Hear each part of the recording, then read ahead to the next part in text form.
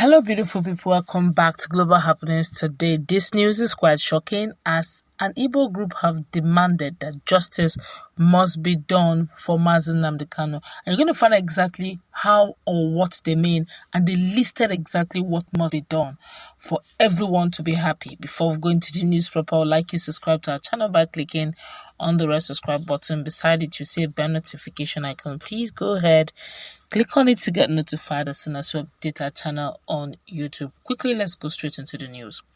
Well, the foremost socio-cultural group, the Igbo Diaspora think tank, has dissociated itself from calls from some Igbo leaders clamoring for the release of Nnamdi Kanu, suggesting a total support of indigenous people of Biafra atrocities on the Igbo and Nigeria as a nation.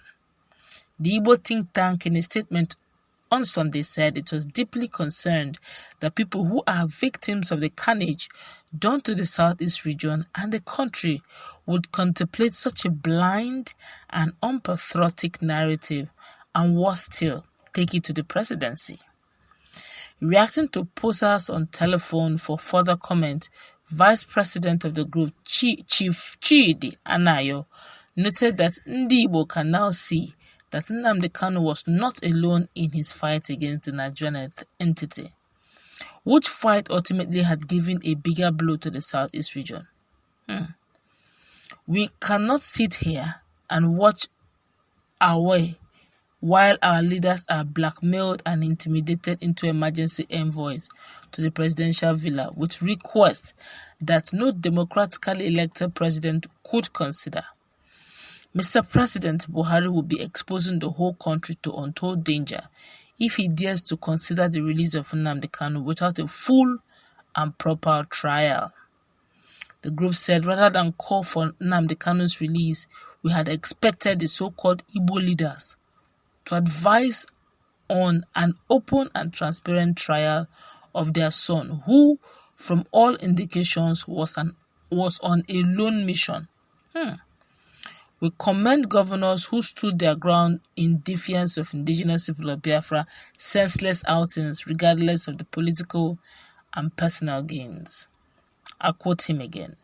As we recover from the human, infrastructural and economic losses brought upon us by the indigenous people of Biafra and their leader, it is expected that our leaders will seek total reconstruction of the region by the federal government instead of seek the release of a man who does not recognize Nigeria and her leadership. Is it not an irony for Nnamdi Kanu, who said Mr. President was dead and that Nigeria was a zoo, to benefit from the benevolence of the same president while bridging the principle of separation of powers? Why not urge your son to show remorse and act better in future? What has Ipob, that's indigenous people of Biafra, and their leader done to anyone for their sins against Ndi Igbo and the Nigerian state? What becomes of the Nigerian sovereignty if leaders could rally round criminals to wage wars against the state? He asked. Is Nnamdi Kanu, by virtue of his disruptive capacity, more than the law?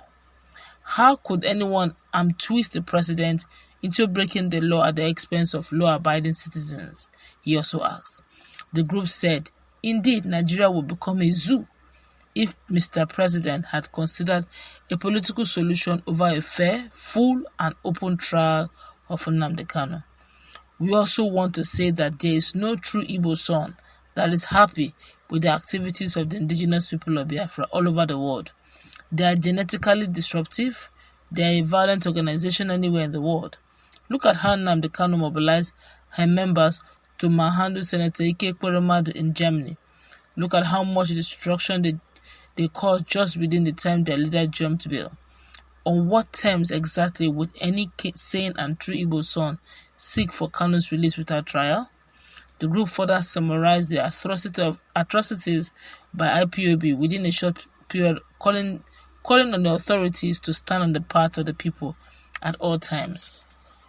He now listed, he said, Abia, between January 26 and April 19, 2021, 6 policemen were brought down, while properties worth huge sums were destroyed by Ipob members in coordinated moves at Orata Junction, Aba North Local Government Area, Omoba, Police Station, Isialengwa South Local Government Area, Abreba Community in Ohafia Local Government Area, and Uzuak Koli Police Station in Bende Local Government. He said in Akwa Ibom, about 25 persons, including security personnel, were brought down in deliberate moves against them on different locations across the state between January 27 and April 19, 2021. He said in Cross River, 7 police officers were brought down at Calabar Ikom Highway in Yakao Local Government Area on March 2nd, 2021, while a soldier was also brought down 2 days later on March 4th at a military checkpoint at Obubura Junction in Obubura Local Government Area. He said in Delta,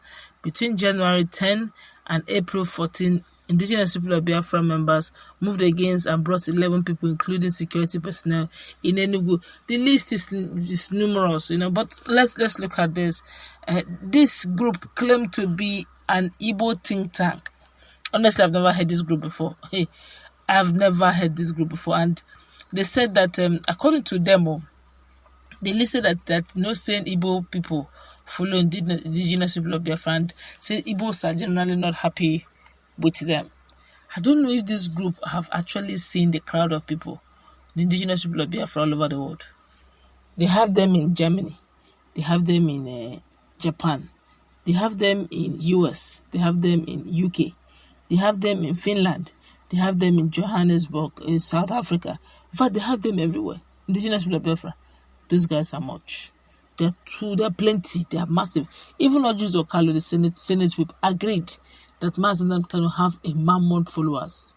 They have mammoth followers, as in they are much, they are massive. So saying that that may not jive. Ima Powerful have been always, in several locations, some of his releases, he keeps saying that they are not a violent group. They don't do violence, they're just freedom fighters. So you now see why when Ima Powerful calls for calm and people are insisting on autopilot. Have you seen what this group is saying? That now, people who started who started with their flags and they've been telling the whole world what they stand for. This group, and now this group is even, I don't know who they are. They say they are think tank.